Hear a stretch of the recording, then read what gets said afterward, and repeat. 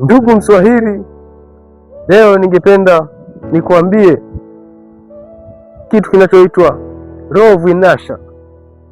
Law of Inertia, hii ni law ambayo itakusaidia wewe kufanya kile kitu ambacho ulikuwa huwezi kukifanya, ukakifanya na ukafanikisha. Na hii watu wengi wameifanya na wamepata matokeo.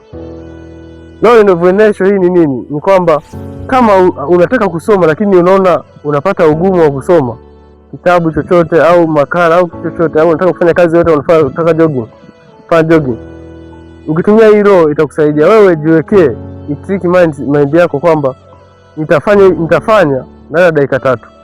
Ukifanya ndani ya dakika 3, sema nitafanya ndani ya dakika 10. Ukifanya ndani ya dakika 10, jiongezee dakika 20.